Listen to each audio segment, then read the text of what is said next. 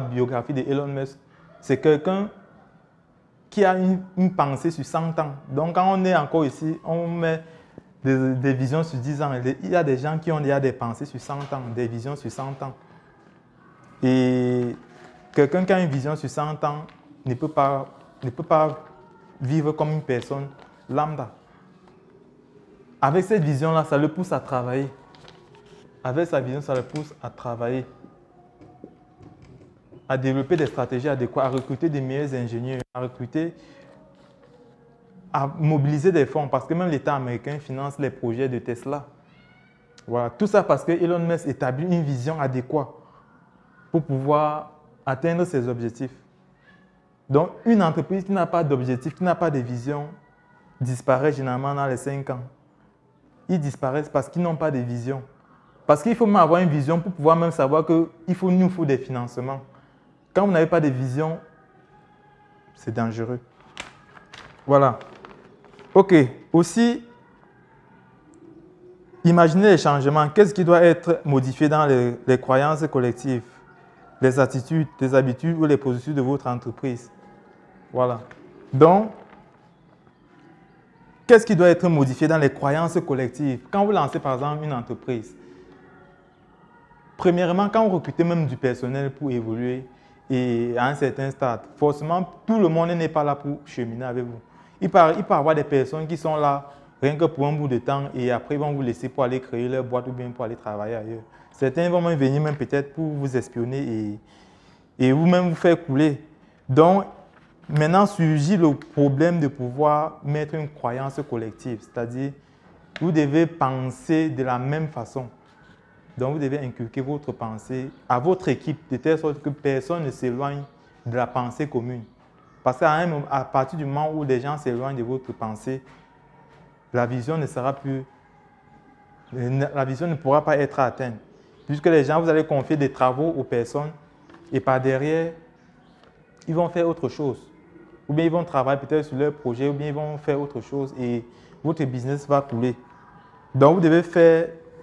C'est pour ça qu'à un niveau, vous devez avoir un règlement intérieur dans votre boîte. Vous devez écrire ce qu'on appelle le manuel des procédures. Le manuel des procédures, c'est...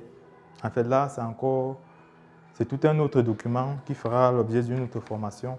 Mais vous devez avoir un règlement intérieur et un manuel de procédure qui permet à ce que tous les collaborateurs ou tous les employés puissent savoir où est-ce que vous allez, ce que chacun doit faire afin que les choses marchent.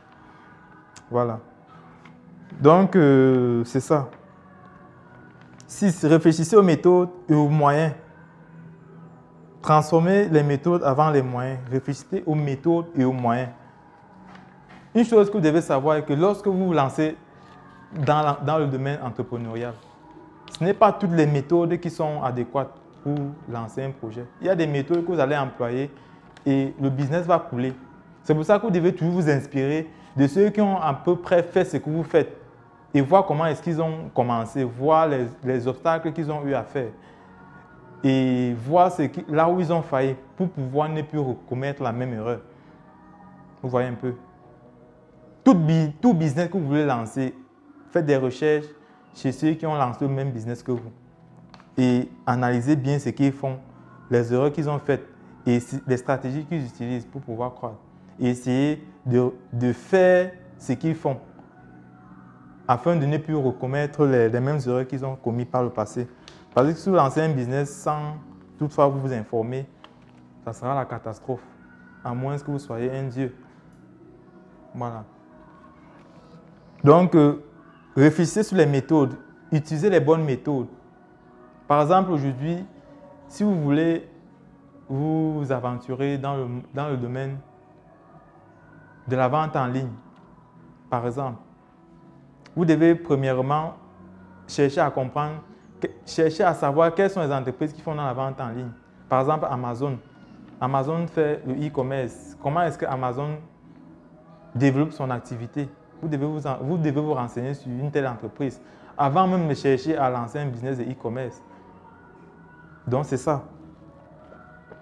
Parce que je prends le cas d'Amazon parce que c'est une entreprise qui a réussi. Et Vous pourrez vous en inspirer pour développer, par exemple, le dropshipping ou bien le commerce en ligne pour pouvoir minimiser vos risques d'échec. Or, si vous vous lancez, par exemple, dans ce secteur sans savoir ce que les autres, sans savoir ce que les meilleurs ont déjà fait, vous risquez de commettre les mêmes erreurs qu'eux et vous allez faire couler, vous allez perdre beaucoup d'argent et l'entreprise va échouer. Voilà. Donc,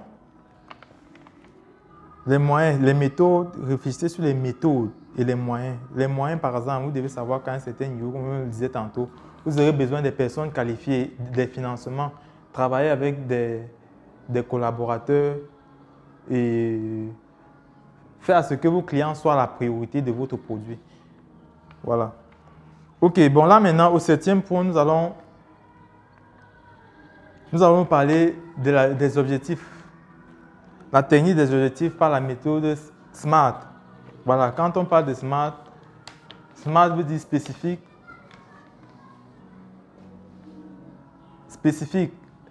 atteignable, réaliste et temporel. Voilà. Mesurable, oui, mesurable. Oui. Donc, vos objectifs doivent être spécifiques, mesurables, atteignables, réalistes et temporellement définis. Oui. C'est pour ça. Et tout ça renvoie toujours à la vision. Parce qu'il faut avoir une vision pour avoir des objectifs spécifiques. Il faut avoir une vision pour avoir des objectifs mesurables. Il faut avoir une vision pour savoir si vous pouvez atteindre même votre objectif. Il faut avoir une vision pour savoir si vous pouvez réaliser votre vision. Voilà. Il faut avoir une vision pour savoir quand est-ce que votre projet sera rentable. Voilà. Quand est-ce que vous allez pouvoir atteindre un certain chiffre? Ça revient au fait d'être temporellement défini. On vous a dit, par exemple, dans le cas de eBay, dans 10 ans, on doit avoir un immeuble. On a défini ça de façon temporelle. Voilà. Et est-ce que c'est atteignable? Oui, c'est atteignable. C'est atteignable. Surtout dans notre contexte où les gens ont besoin de plus en plus de communiquer sur les produits. On peut se faire du chiffre dans ce secteur-là afin de pouvoir réaliser nos objectifs. OK. Donc aussi,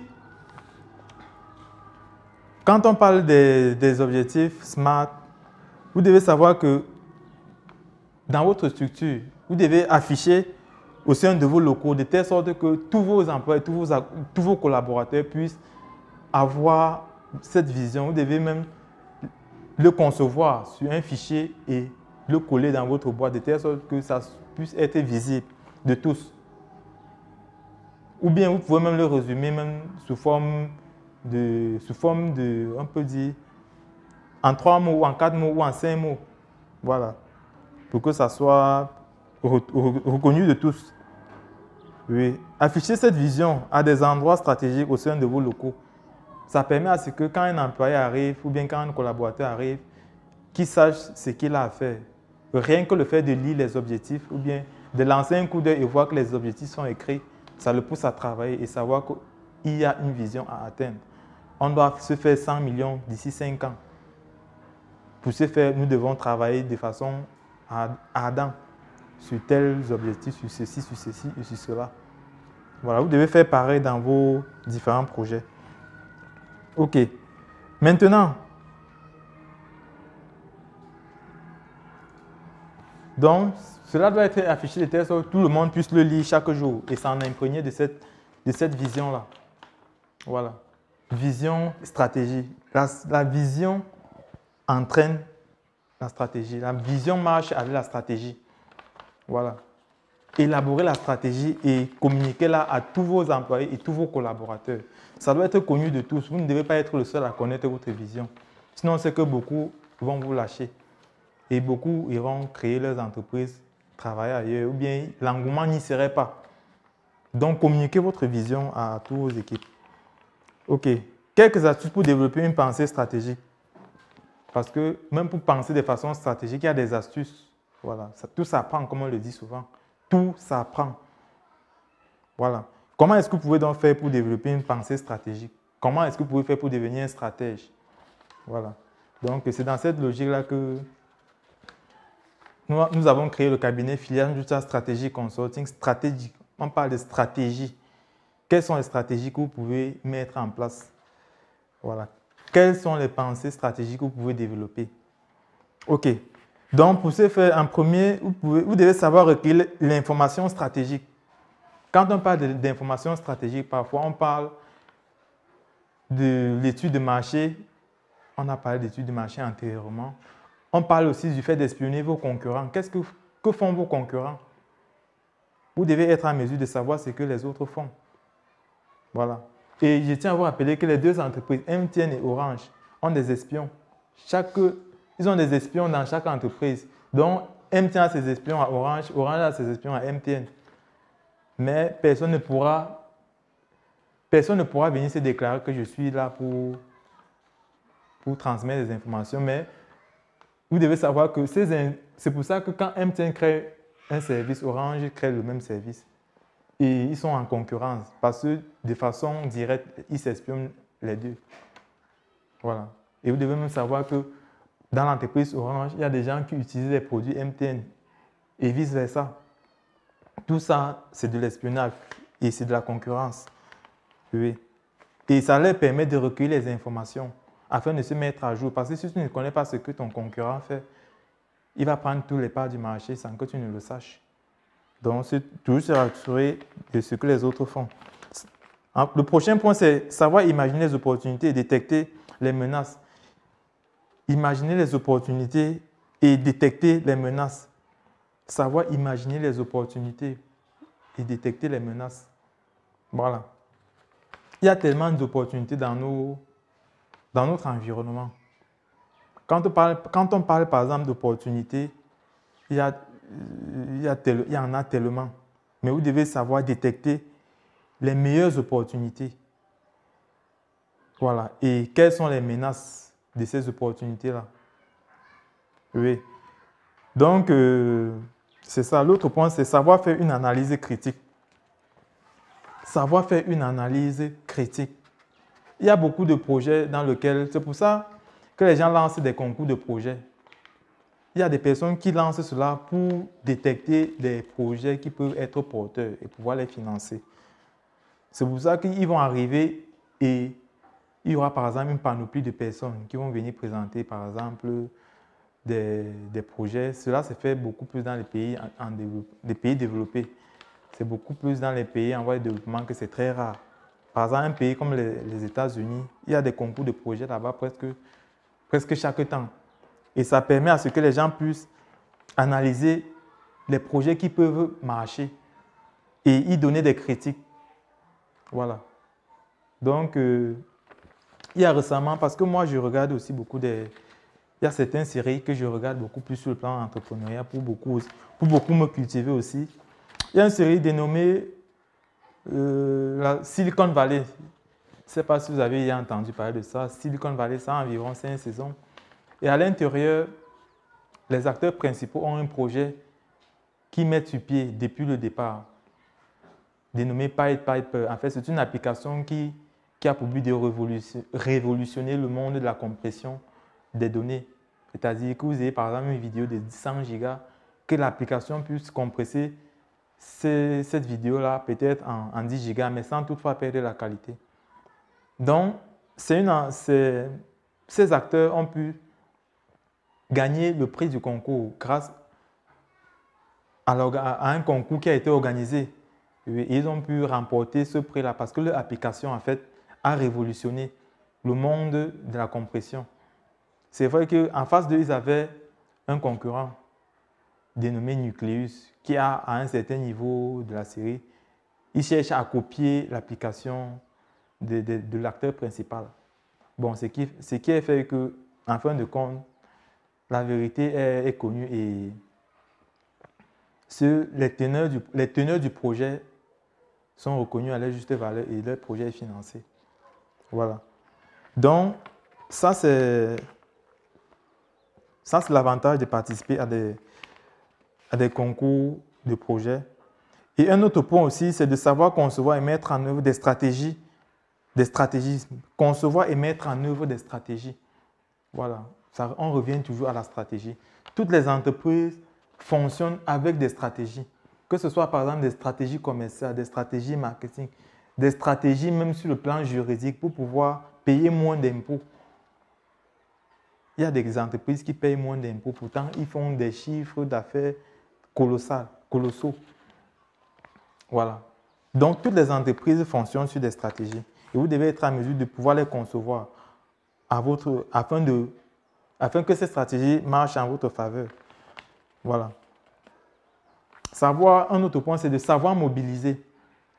Quand on parle de la mobilisation, c'est votre capacité à pouvoir convaincre par les investisseurs et mobiliser toutes vos équipes à pouvoir être en harmonie avec votre vision et cheminer ensemble. On a développé cela plus précédemment. Un autre point, c'est savoir ajuster les stratégies. Voilà. Parce que, comme je le disais, toutes les entreprises fonctionnent sur des stratégies. Vous pouvez par exemple développer une stratégie commerciale, mais qui n'est pas bonne. Comment est-ce que vous allez faire? Vous ne devez plus continuer dans la même lancée. Vous devez par exemple regarder ce que le concurrent fait et chercher à vous ajuster et faire mieux. Voilà. Ajuster vos stratégies. C'est ça. OK. Bon, maintenant, comment est-ce que vous pouvez rendre votre entreprise scalable? Là, maintenant, on est sur le dernier point. Comment est-ce que vous pouvez atteindre la scalabilité? Quand on parle de scalabilité, on parle d'automatisation. On parle de production en masse et consommation en masse. Dupliquer votre entreprise à une échelle beaucoup plus grande. Vous voyez un peu. Voilà. Et comment est-ce que vous pouvez rendre votre entreprise scalable? Donc, si par exemple, tu vends par exemple des téléphones en ligne. Si je prends par exemple le cas il y a un jeune basketteur là qui est arrivé au Cameroun et qui actuellement est propriétaire de iPhone Cameroun. Voilà. Au départ, il est arrivé au Cameroun à la période du Covid en 2020 avec le Covid qui menaçait aux États-Unis. Et il est donc arrivé et bon, il a voulu se lancer dans le domaine entrepreneurial, beaucoup plus dans la commercialisation des téléphones. Là, il a acheté d'abord 2 iPhones et il les a commercialisés à travers sa page. Ainsi, il a repris le processus, c'est-à-dire il partait acheter au marché et à moindre coût, il venait communiquer dessus et vendait un peu plus cher pour avoir de la marge. C'est ainsi qu'il a développé son entreprise. Il a ouvert un premier point avec le même processus. Après, il a ouvert un second point, un troisième, un quatrième. Et aujourd'hui, il a 5 points avec 4 points à Yaoundé et 1 point à Douala. Voilà. Donc, là, maintenant, il est déjà en train de tendre vers la scalabilité parce qu'il est en train de dupliquer son entreprise dénommée iPhone Cameroun et les gens consomment de façon massive. Parce que s'il ouvre déjà 4 points dans une même ville, ça veut dire que les gens consomment son produit. Donc, il tend déjà vers la scalabilité. Maintenant, là, il faudrait qu'il automatise, par exemple, les paiements de son côté. Oui, parce qu'un constat que nous avons eu à faire, c'est que chez eux, on paye beaucoup plus en cash. On paye beaucoup plus en cash et vous n'avez pas la possibilité de pouvoir, par exemple, effectuer un virement et venir chercher la marchandise. Bon, beaucoup plus de personnes payent en cash. Et ça sera d'autant plus bénéfique s'ils automatisaient les paiements de telle sorte que tu peux, par exemple, acheter un iPhone en ligne et tu pars, par exemple, dans les locaux et on te donne juste le produit. Bon, dans tous les cas, ils sont en train de tendre vers ce côté-là. Donc, pour dire vrai, la scalabilité, être scalable, c'est l'idée de pouvoir donner son entreprise toutes les possibilités pour faire face à une croissance rapide, pour que l'entreprise reste viable, efficace et rentable. Voilà. Et soit durable aussi. Donc, c'est ça en gros, la scalabilité. Croissance rapide, viabilité, efficacité, rentabilité, durabilité. Oui. Donc,